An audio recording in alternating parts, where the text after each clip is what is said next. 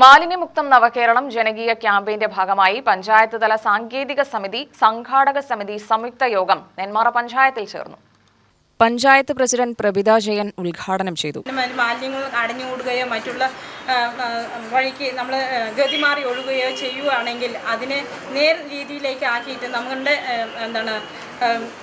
കുന്നിൻ മുകളിൽ നിന്നോ അല്ലെങ്കിൽ നമുക്ക് ഓരോ നീർച്ചാലുകളുണ്ട്, പൊതുവേ നമ്മുടെ നീർച്ചാലുകളുണ്ട്. ആ നീർച്ചാലുകൾ നല്ല വൃത്തിയിൽ തന്നെ കനാലുകളാവട്ടെ, പുഴകളാവട്ടെ, മറ്റുള്ള സ്ഥലങ്ങളാവട്ടെ, അവിടങ്ങളിലെല്ലാം ഈ മാലിന്യം കുന്നുകൂടുകയോ അല്ലെങ്കിൽ എന്തെങ്കിലും ഒരു തടസ്സങ്ങളോ എന്തെങ്കിലും ഉണ്ടെങ്കിൽ അതെല്ലാം കൂട്ടായ്മയോട് കൂടിയിട്ട് ഒരു നീക്കം ചെയ്യുകയും അത് വലിയൊരു ക്യാമ്പയിനായിട്ടാണ് ഈ ഒരു പരിപാടി തുടങ്ങാൻ തീരുമാനിച്ചിരിക്കുന്നത്.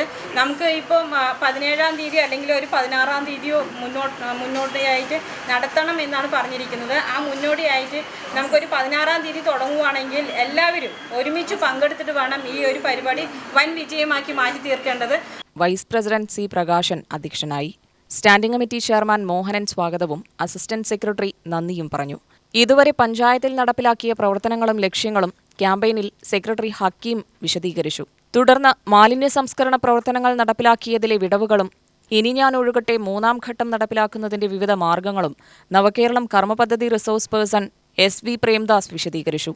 മെമ്പർമാർ, ഘടകസ്ഥാപന പ്രതിനിധികൾ, വിദ്യാലയ പ്രതിനിധികൾ, വായനശാല പ്രതിനിധികൾ, VEO, NREGS ഉദ്യോഗസ്ഥർ, ഹെൽത്ത് ഇൻസ്പെക്ടർ, IRTC കോർഡിനേറ്റർ എന്നിവർ പങ്കെടുത്തു.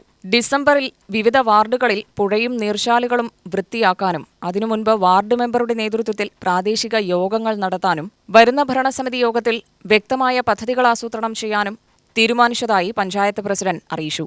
തുടർന്ന് സ്ഥാപനങ്ങൾക്കും വിദ്യാലയങ്ങൾക്കും അയൽക്കൂട്ടങ്ങൾക്കും ഹരിത സർട്ടിഫിക്കറ്റുകൾ വിതരണം ചെയ്തു. ഹരിതകർമ്മസേന പ്രവർത്തനത്തെക്കുറിച്ചും ജൈവമാലിന്യ പരിപാലനത്തെക്കുറിച്ചും IRTC കോർഡിനേറ്റർ M. അരുൺ വിശദീകരിച്ചു. UTV news, Palakkad.